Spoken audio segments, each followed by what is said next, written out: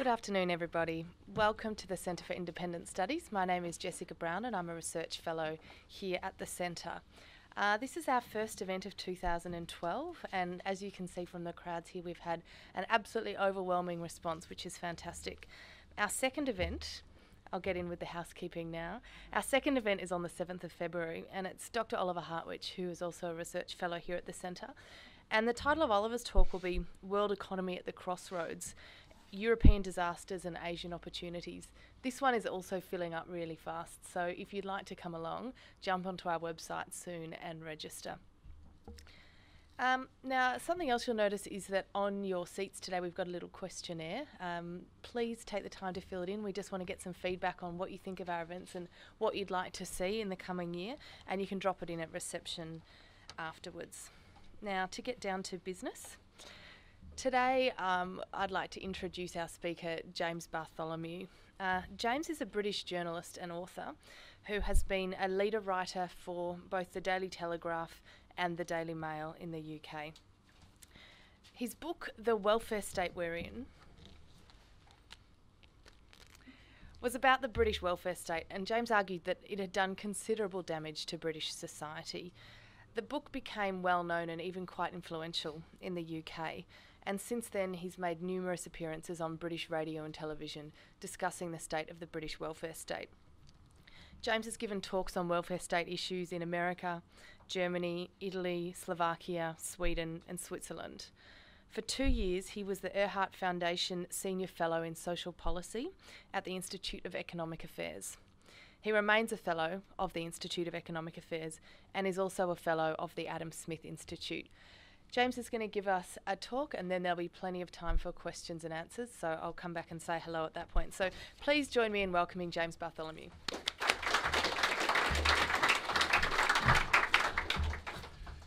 Thank you. I noticed that the questionnaire asks you what appealed to you about this particular event, and I'm told the answer is it was the right time of year, that I'm lucky that you to get such a big audience. Okay, I'm going to start with my mother-in-law, who has fixed ideas about milk. My mother-in-law reckons that milk is good. The scientific community has been through a number of changes of view on the subject. It's been said that although it has calcium, it is difficult to absorb, and it has some fat in it, and maybe goat's milk or sheep's milk is better, or maybe you shouldn't be having dairy at all. None of this has made any difference to my mother-in-law. Milk, she learned from an early age, is good, and she's never felt inclined to change that view. The view is fixed. I think that for many people, the welfare state is a bit like milk for my mother-in-law. It is good. They don't want to hear anything about it that suggests otherwise. And this is understandable because the intentions of the welfare state are good. The intention is that poor people should be looked after, and that's something that most people want to see. They also want, just in case they fall on hard times themselves, they also like to feel that there'll be something that will look after them too. So it's understandable that people want to believe in it. However, the welfare state in Britain, at least, and the first part to begin with, I'm going to talk about Britain mainly, although I think I'm beginning to think more and more that similar things have happened elsewhere in the world. The welfare state in Britain, I believe, has caused a great deal of problems, and there's been a complete mismatch between the idea and the reality. I'm going to refer to, initially, the first part, I'm going to refer to the services of the welfare state, health and education.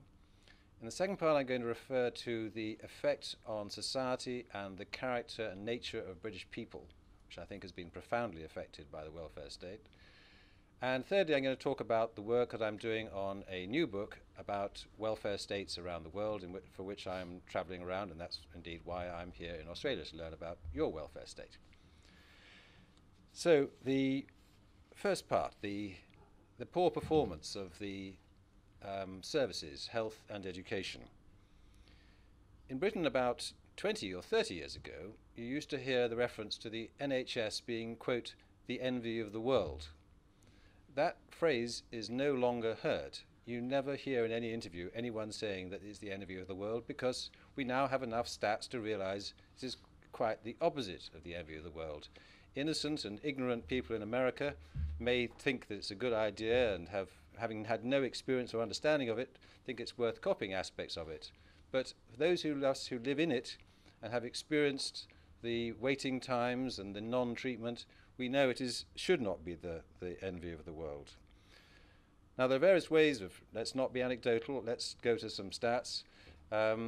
There's different ways of measuring the performance of a medical service, and my goodness, people come up with some very funny results when they do this, especially if the OECD has come up with some funny results, and the World Health Organization, quite bizarre results, really. But I think a relatively good way of measuring it, until people start concentrating on it, because then the statistics immediately become unreliable when people start manipulating them. What was a good way of measuring it was the cancer survival rates. These figures are a bit out of date, as I haven't had a chance to update them, but for what they were in lung cancer, what they do is they measure the number of people who survive after 5 years from their first diagnosis with cancer, different forms of cancer. And the Eurocare does this across Europe. And in lung cancer, just to take one example, for among women, in Britain, you were half as likely to survive 5 years as you would have been if you had lived in France. In prostate cancer, it was obviously for men, in the UK, you were twice as likely to die as you would be compared to France or Germany. In almost all cancers that were measured by Eurocare, Britain was at or near the bottom. And of course, the significance of this internationally is that Britain, within Europe, had and continues to have the most state-organized healthcare service, the most state-run healthcare service, and on many measures, the worst healthcare service. And I suggest this is not a coincidence. Professor Sikora, who's a cancer specialist, well known in England, calculated on the basis of these figures that 10,000 people a year die in Britain every year, unnecessarily premature deaths from cancer, because we have such a poor healthcare service. No longer the envy of the world. In heart disease, the reality is probably quite similar, but the figures are less clear, and you have to rather impute them. But in the UK, 201 people per 100,000 died in this some years ago, and that compared with Germany 170, Australia 138, and Canada 115. So we had markedly more people dying of heart disease. And you might say, okay, well, maybe that's because of the diet. Maybe we all eat such terrible, too many sausages and so forth, and so we're all killing ourselves with our diet. It's nothing to do with the medical service. But if that was the case, you would expect that there would be more treatment of heart disease. If we had a higher incidence of people suffering from this, you'd expect more people to get surgery. On the contrary, fewer people have surgery. In open heart surgery, we have half as many operations as they do in Germany per capita. So if we get more of it, we treat it less. And waiting lists, which is another important aspect of all healthcare services, we used to have terrible waiting lists. They became an object of political contention. As a result, a huge amount of effort was put into reducing waiting lists. And they have been reduced, although you can't rely on the figures because they're manipulated and deeply untrustworthy. But they still exist, and we must compare that with other countries, certainly in Europe, where there are no waiting lists. And indeed in America, I remember asking, having had my mother wanted to have an MRI scan, and we were told it would take 8 months before she had it, which wasn't really helpful considering we had to have a diagnosis straight away. And I asked when I was in Florida, how long would I have to wait for an MRI scan? And they said, well, what time would you like it? Because that's how easily available MRI scans were in Miami. Also, the cost was a great deal lower. And instead, meanwhile, what happens you have a political concentration on waiting lists, so you get those down for a bit. But then other things fall off that are not less noticeable. And domiciliary care for the elderly has fallen off a cliff. Physiotherapy, very difficult to get now on the National Health Service. Those have fallen away. Meanwhile, treatment of the elderly in hospitals has become a national scandal. There have been reports and individual scandals.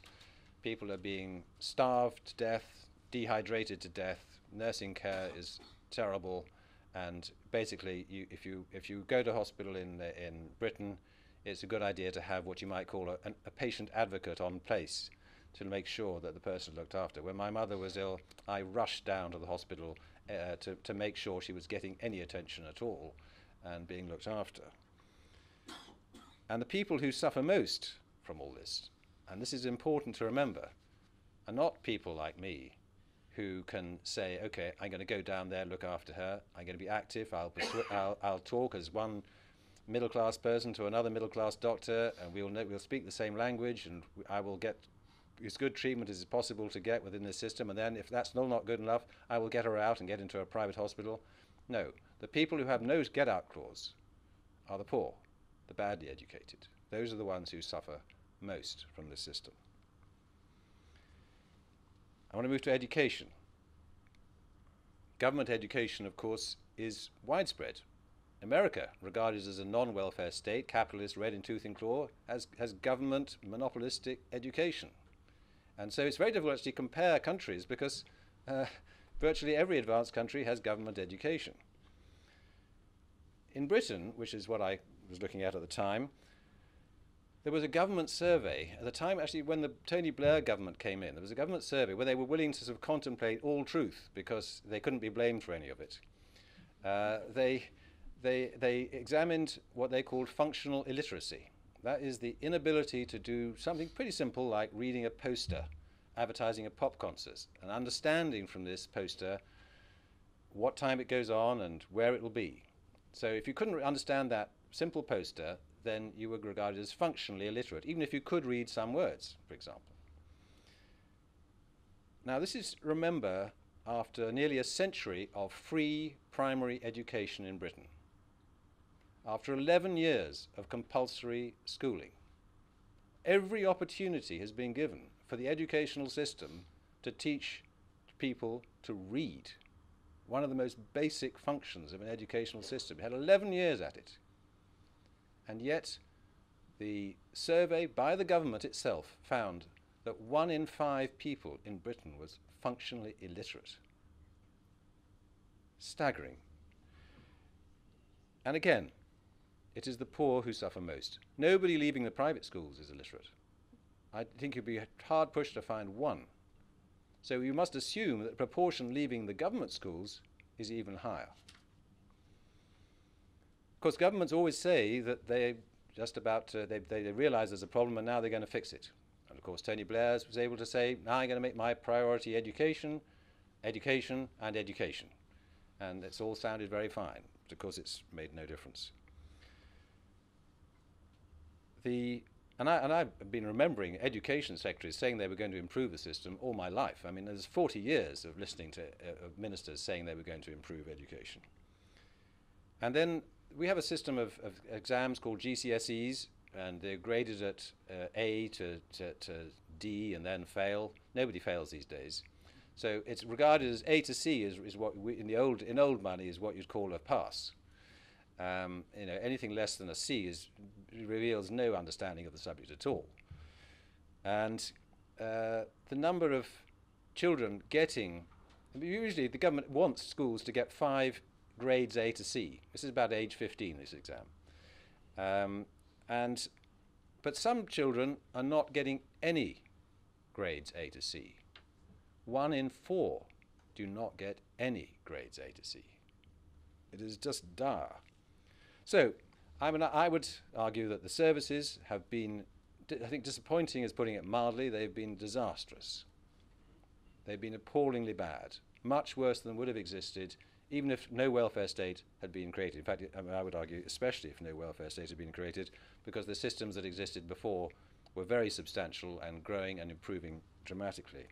But they weren't perfect, and that is in a way the great trouble with the welfare development of welfare states. You have a system that's not perfect, but actually doing quite a lot of good stuff, and then someone comes along and says, we can make this perfection, and so we can make this much better. We will have free for everybody, high class, whatever it is. And the result is you have lower standards and it doesn't work out at all. That's the desire for perfection can be very dangerous. Anyway, the second part of my talk is on the damage to the society and to the character, through the damage to society, the damage to the character of British people and indeed British civilization. The idea to help the poor and unfortunate is something that I agree with, and I'm sure everybody else does. But it's been done in a ham-fisted way, and in a way, to be absolutely frank with you, democracy has been a problem in this. And I think those of us who live in democracies must understand the problem of democracies. Politicians are buying votes, and if they buy votes from people who don't understand what can go wrong, then they're buying bad policies. And that has been a very common feature in welfare states around the world, I think. The dependency on government benefits. In 1950, this is after Beveridge, after the much lauded Attlee government, benefits were actually pretty tight, pretty small, pretty controlled. And welfare dependency was affected only 3.4% of the population. Since that time, the income of the British population has increased enormously, not as much as it should have done, but it's increased enormously by some 165% at the time that I did this research. And you would think, if you were sort of came from Mars, you'd think, oh, this country has become much richer. It's obvious that it will reduce the number of people who are dependent. And that's indeed what people expected at the time. But the exact opposite has happened. The proportion on benefits now has risen to 29%.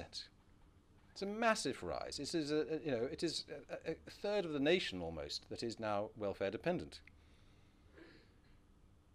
Why has this happened?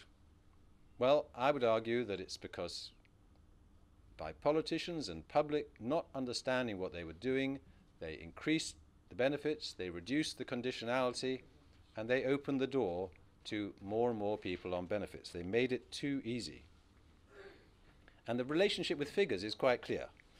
In 1955, in the following 10 years after 1955 to 1965, the real value of benefits, because I've bothered to go and look at the numbers of this, the real value of benefits went up 72% in real terms. And with a lag, because I think there's inevitably there is a lag, unemployment rate rose dramatically. And after 1967, just after the end of this 10-year period, the unemployment rate never again fell below 2%. Then there was something that happened in incapacity benefit, a kind of disablement pension, of a similar sort. They thought, the Heath government thought, yes, well, some people are becoming unemployed because of the rates have been increased. Tell you what, we want to show how generous we are to the voters, so we won't increase the unemployment benefit because people are waking up to the fact that this can have some damaging unintended consequences. What we'll do is we'll increase the benefit for the disabled, which at the time was exactly the same as the benefit for the unemployed. So he increased it by 5%, and then the next Labour government said, this is a good idea, we'll make ourselves show we're even more generous. What nice people we are, we'll raise it even more. And so the premium became bigger and bigger, it wasn't taxed, you didn't have to actually be seeking employment, and so it became the benefit of choice. The numbers on it went from 600,000 to 1.5 million in short order. Vumph. It was the new benefit of choice. There was no obvious increase in the number of people walking around in crutches. In 1919, this is going back to a previous time, when benefits really became big in the UK, because people imagined that the UK benefits started in 1945. They didn't. Most benefits started in 1911 with the Lloyd George government, or under Lloyd George. He was the minister. But initially, when it brought in, these were brought in at quite a low level. It was after the First World War, when there was a great fear of communism, in fact, and in a way, in Britain, the welfare state was in a way an attempt to buy off communists, or buy off the public from communism. So at that time, in 1919-20, the rate was increased dramatically. And in only 2 years, in the 65 years before that time, mass unemployment was very rare. And in only 2 years was unemployment before this time as high it was in every one of the following 17 years. The increased rate of benefits and the very lax controls led to vastly higher unemployment almost instantly. There was never mass unemployment, prolonged, permanent. There was never long-term mass unemployment before 1920. And there's hardly ever been without it since. Now, mass unemployment is regarded as a normal facet of British society. It's not even controversial. I remember the days in early 1970s when unemployment rose above 1 million. It was a huge controversy. In fact, an economic boom, becoming an inflationary boom, was launched to try and stop this figure rising above the terrible 1 million. Now we would regard 1 million as a huge success. And then in social housing, sometime in the 70s, the pernicious decade, at some point in that decade, priority was given to lone parents when it came to social housing. And also other benefits, special benefits were created for them. The idea was that these are unfortunate women who, through no fault of their own, find themselves in this situation and they should be helped. Now, in the period from 1900 to 1960, the rate of unmarried parenting was 4 or 5%. That was the rate. It varied, obviously, in that time, but there's a long period during which the rate of unmarried parenting was 4 or 5%. The rate now, I wonder if you know what the British rate of unmarried parenting is. 47%. It's now, chances of a baby being born out of wedlock is more or less 50-50, It's risen 10 times over. And social norms have been changed. And these changes that I've described, mass unemployment on a permanent basis, lone parenting, or to put it another way, children without fathers, and mothers on benefits, which has been the norm, have consequences. In 1983, criminals in jail were 4 times more likely to have lost a parent before the age of 15 than others. So 4 times more likely. There are 4 times more criminals who came from that background than ones who came from married parents. There's a link between crime and both unemployment and lone parenting. Lone parenting can be fine. I do realize that circumstances can vary, and I don't want to tar every lone parent or indeed every father involved in that circumstance. But the averages are very, very clear that on average, the children of broken families tend to do less well academically. They're more likely to turn to drink. They're more likely to become teenage pregnant themselves. They're more likely to be juvenile delinquents, and juvenile delinquents are more likely to turn out to be criminals. It's a way of building into the system crime, and crime is the top of the iceberg of incivility and alienation. It's just the measurable part of it. Because it's very difficult to measure incivility and unkindness and lack of decency. But you can measure a number of people who end up using knives and being violent and criminal. And to help you to understand the process, and also the unemployment, of course, is also linked to crime.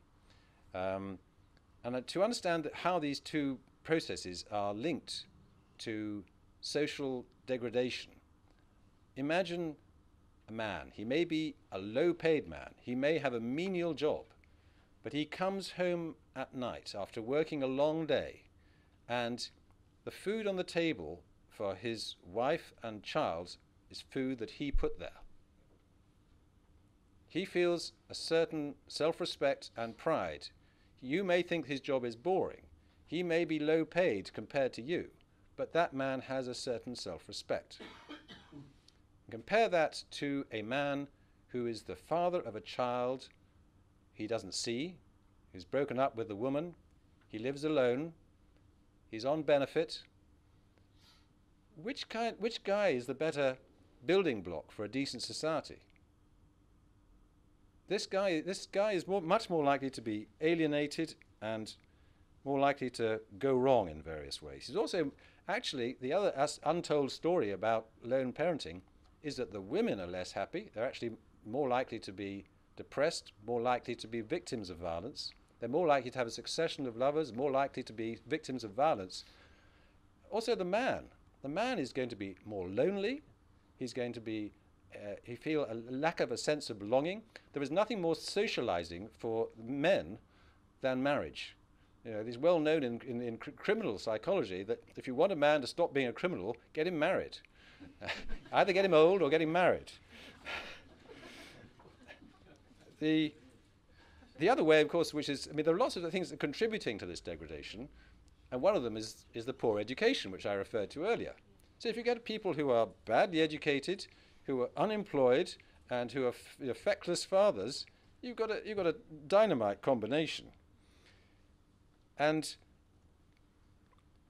imagine the child, for a moment, the child who is failed to get any decent exam passes, who is functionally illiterate, who is compelled to stay at school. What's this guy going to do for self-respect? Because people want self-respect. That is a very key aspect of human nature. He's going to join a gang. He's going to find some way of making his life meaningful. And if society doesn't give him a way of making life meaningful, he'll find another way, and often a bad way. And so I would argue that there's been a deterioration in behavior in Britain, particularly not so much of those people who can rise above the welfare state. The people who I would suggest have been harmed most by the welfare state are precisely the people it was intended to help, are the poorest third of society. Those are the ones whose lives have been rendered less meaningful and less satisfying.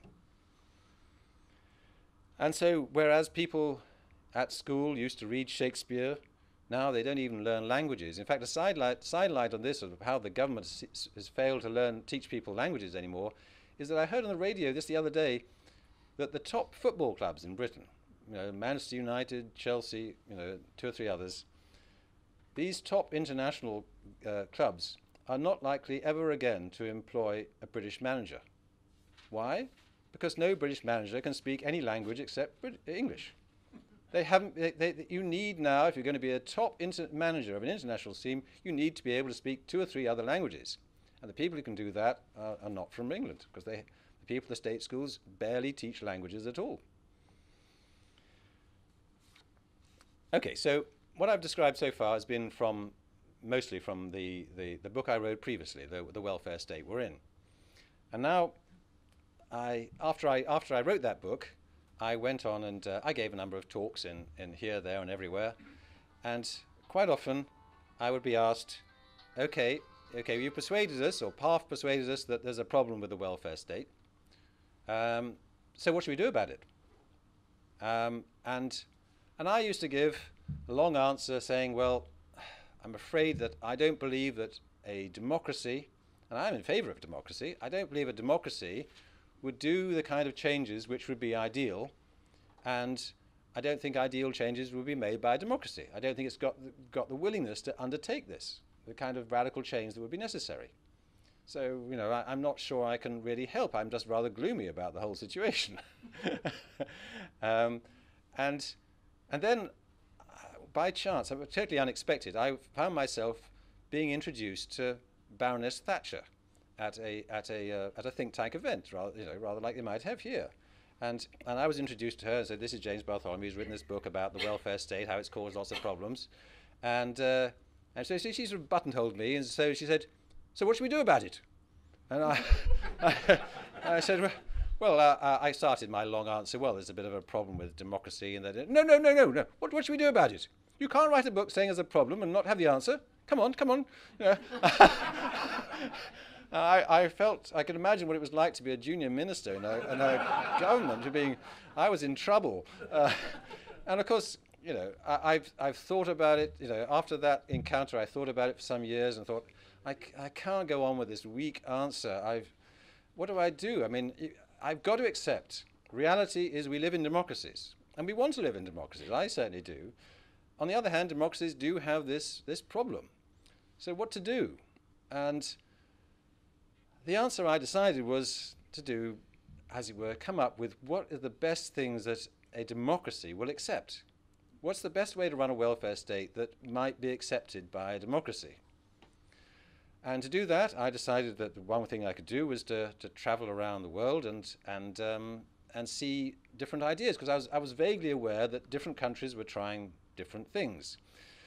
So let's go around and have a look and see if we can get better ideas, and then come back and recommend a good welfare state. I had fantasies that, I do believe that welfare states are taking over the world. It's not just Australia and Britain. It is becoming the world. China will have a welfare state big time in another 20 years. When the current government is overthrown, which I'm told is inevitable, there will be democracy, there will be welfare states, maybe divided in different territories, but there will be a welfare state in China.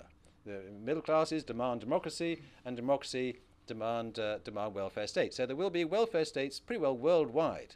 So it actually is a world issue of how much they're going to affect society, and how well we can run them. We need to run good welfare states as well as we can do. So far I've visited 6 countries, but I should emphasize I'm right at the beginning of this. I've only about a third of the way through, and so I haven't come to fully, I don't come with you with the answer. If you're looking for the answer, Maggie's in the audience, I still haven't got it, but I'm working on it. So, what? So it's work in progress, but I've come to, there's a few perceptions at least that I can share with you. One is that we really do live in a global village. If you think that you've got a welfare state problem of any kind, you can be pretty sure that you are not alone with that problem. That's going to be shared. And if you've got a pension problem, that's almost universal. It's difficult to name a country which hasn't got a pension problem. In fact, I listened to a Japanese diplomat in London, and we went to a talk about pensions, and he gave a talk about Japanese pensions, and in the end he reflected, we are so jealous of the British, because you just announced the rise in the pension age. The Japanese government wouldn't dare. The voters in Japan are totally wedded to their pensions, and the government doesn't dare touch them, even though they know they've got a major, major problem as Japanese age. Then I went to Paris and visited the OECD, and there I was fortunate enough to meet a guy who's possibly the most influential guy in education in the world, because he instituted the PISA study by the OECD of educational attainment. And I was slightly wondering whether England was out on a limb with its level of functional illiteracy. So I asked him, according to the PISA, because there's literally 6 volumes of statistics, and I thought I would just ask him the question rather than try to find my way through this. I said, what is the rate of functional illiteracy in the OECD countries? These are the advanced countries. These are France and America, Germany, Australia. What is the average for all these advanced countries, all of which have terrific efforts in education, and all of which insist on their children being educated for 11 years or more? What is the rate of functional literacy across the whole lot? And he told me it was 17.8%. So Britain is worse than average, but actually the average is horrendous. It is a worldwide disaster of education. Worldwide functional illiteracy among developed countries. This is not a worldwide average, this is an OECD average. Lone parenting. That is widespread, but highly variable. In Japan, it's tiny for various cultural reasons, and actually various beliefs which they have about the nature of lone parenting. When you dig into it, it turns out that there's a profound belief in Japan that if mother and father are necessary for the good development of children, and they therefore, it is a huge social pressure on people to be married. In fact, even if it's sham, they will get married. Unemployment, of course, that is worldwide, and again, the variations are big. Spain is a complete unmitigated disaster when it comes to unemployment, and I think it'll be pretty easy to think of ways to improve rates of unemployment, but perhaps more difficult in democracies to make changes that are necessary. So if you combine the parenting problems and the unemployment and the poor education, and one thing you don't have so much of here, but which exists big scale elsewhere, ghetto social housing, then you have a world which is certainly may not have problems as bad as Britain, but a world which has problems. And I have discovered some surprises and variations. Social housing in France is a means and a cause of political corruption. I thought this was an interesting sidelight. I was told that if you're a mayor in France, you can allocate the social housing that you control. And so, and social housing is very loosely interpreted. Social housing can be an apartment on one of the grand avenues going off the Champs-Élysées. You can allocate it to your mistress, to your political friend, to your business associate who gives you money. And it's no coincidence that two former presidents of France have been indicted for corruption, because corruption is endemic in the French political circles and is enabled and encouraged by their form of social housing. And pensions. You think you have problems with pensions? Go to Poland. Poland has even bigger problems. Poland had, one of the legacies of the communists was that they left behind the idea that soldiers and policemen should have early retirement at 35. So, lo and behold, early retirement is big business in Poland. And when the communists went, an awful lot of people, because that's just the extreme case, an awful lot of people opted for early retirement. You think you had problems with teacher unions? In Poland again, they are not required to teach for more than 18 hours a week. So, not surprisingly, they have education problems. Sweden's a surprise. It's commonly thought of as a sort of iconic. It's a bit like Marilyn Monroe. It's iconic. There's this socialist paradise. Turns out that Marilyn Monroe is dead and therefore can't change. But Sweden is not Marilyn Monroe and does change. And actually, the socialist model more or less went bust in the 1990s, and now it's in the vanguard of trying choice and competition in education and healthcare. And here's a funny thing from China. I got this from a Chinese researcher. The state healthcare there, you wouldn't say it's a welfare state, but it is state healthcare. It's of a very modest level. And you're familiar with the waiting lists, I understand, or waiting times in Australia, but you ain't seen nothing yet, because in China, if you want an appointment with a particular doctor, you queue. And when I say queue, you arrive the previous evening and sleep overnight at the hospital in order to get your appointment. And the system is so well developed that there are actually people who are employed to wait on your behalf. There's an industry of waiting. So,